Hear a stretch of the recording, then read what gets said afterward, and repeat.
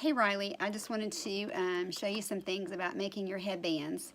You're going to need 2 pieces of knit fabric that are about 8 or 8.5 inches wide and 21 inches long. And you want to make sure when you cut your knit fabric that you have the stretch going long ways so that the headbands will stretch around the person's head. Okay, and the next thing you want to do is fold your headbands long ways so that the right sides are together. And with knits, sometimes it's hard to tell the right side from the wrong side. You just have to look really close to tell sometimes. And you're going to stitch about 1/2 inch all the way down the side of the fabric. You can put your presser fit even with the side, and that's going to get you close enough to 1/2 inch. Don't start at the very edge. You want to start down about 1 inch and go really slow, and you want to backspace up to the end and then stitch forward again. And when you're sewing your knits for your headbands, you want to stretch this in the front while you're sewing it. If you don't stretch it, what's going to happen is you're going to have this really nice row of stitching, but as soon as it goes around the person's head and they stretch it, it can snap or break those stitches. So don't pull it from behind, just hold it in the back and just gently pull on the front as you're sewing. And I'll try to figure out how to hold the camera here in a second and show you how to do that. But you're going to stretch all the way down to the other end, and you want to make sure you back stitch 3 or 4 stitches on the other end. If you don't back stitch, these will come apart. So make sure you're back stitching on both ends. So you can see that I've got the fabric under the presser fit, and it's even with the right side of the presser fit, and I've started about 1 inch forward.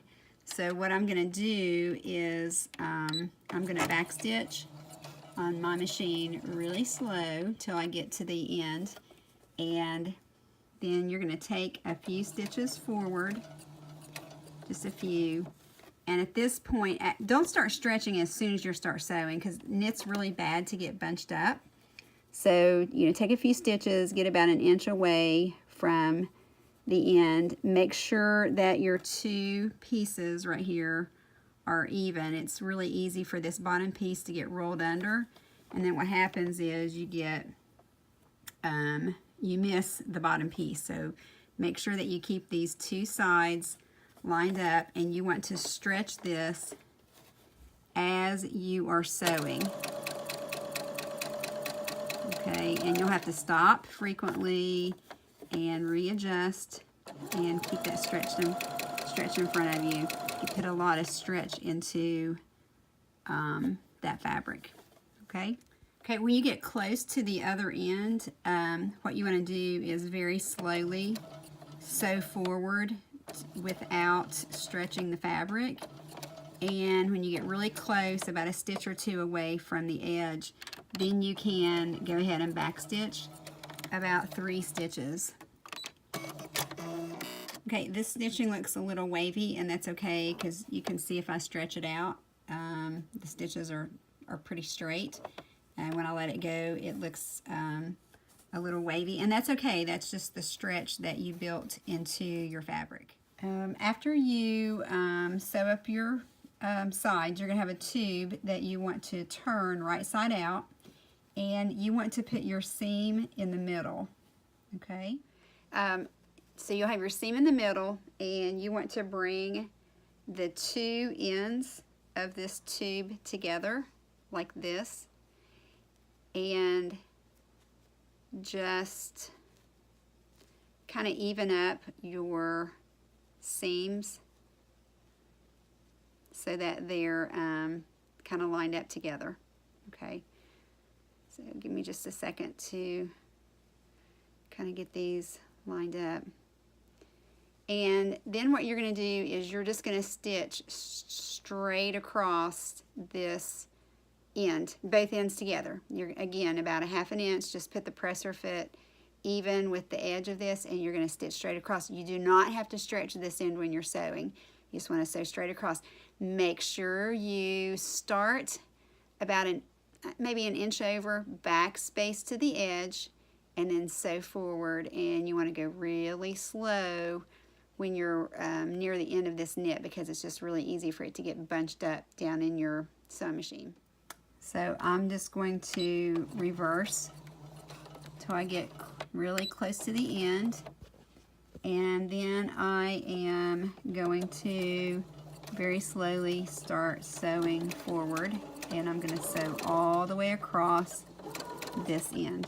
Okay, so you're going to repeat that process with another piece of fabric, and I am out of the gray tie-dye, so I'm just using blue and white tie-dye.